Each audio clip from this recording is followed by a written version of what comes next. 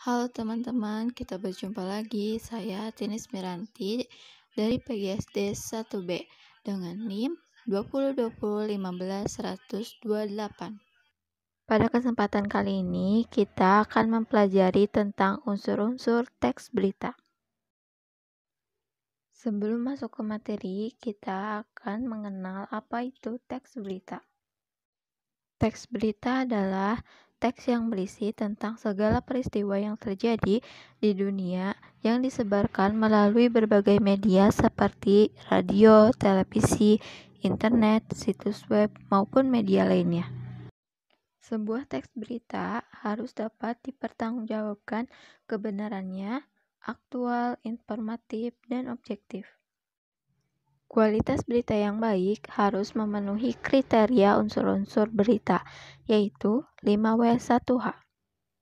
5W1H adalah singkatan dari what, who, when, where, why, how. Lalu, apa maksud dari 5W1H? Di video kali ini, kita akan membahas secara rinci. Unsur berita yang pertama adalah what, apa. Unsur ini menjelaskan mengenai apa peristiwa yang terjadi yang diberitakan. Peristiwa yang diberitakan pun harus sesuai fakta yang benar-benar terjadi, tanpa ditambahkan opini atau pendapat. Contohnya adalah banjir menggenangi 5 distrik dan menewaskan 16 orang.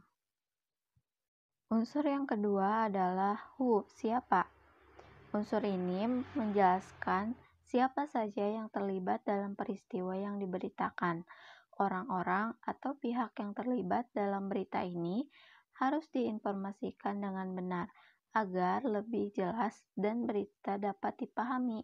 Contohnya adalah warga di 5 distrik di negara bagian Maharashtra. Unsur yang ketiga adalah when, kapan. Unsur ini menjelaskan mengenai waktu terjadinya peristiwa yang sedang dibahas dalam berita. Waktu terjadinya peristiwa harus dijelaskan secara rinci atau jelas, sehingga berita dapat mudah dipahami dan tidak menimbulkan kesalahpahaman. Contohnya adalah Kamis 8 Juli 2019. Unsur yang keempat adalah where, di mana. Unsur ini menjelaskan tempat terjadinya peristiwa di dalam berita tersebut. Hal ini penting agar pemirsa tahu lokasi terjadinya peristiwa dan tidak ada salah dalam memastikan informasi yang diberikan. Contohnya adalah 5 distrik di negara bagian Maharashtra di India Barat. Unsur yang kelima adalah why, mengapa. Unsur ini menjelaskan alasan kenapa peristiwa dalam berita itu bisa terjadi.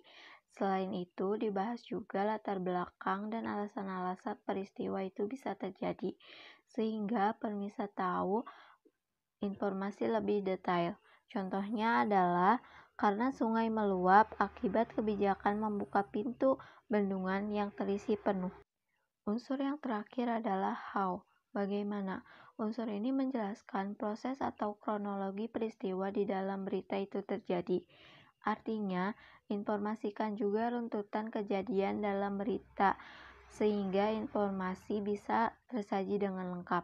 Contohnya adalah hujan lebat dan banjir mengakibatkan 16 orang tewas dan 140.000 orang mengungsi akibat kebijakan membuka pintu bendungan yang terisi penuh. Mungkin itu materi yang bisa saya sampaikan. Semoga bisa bermanfaat bagi kalian semua. Terima kasih.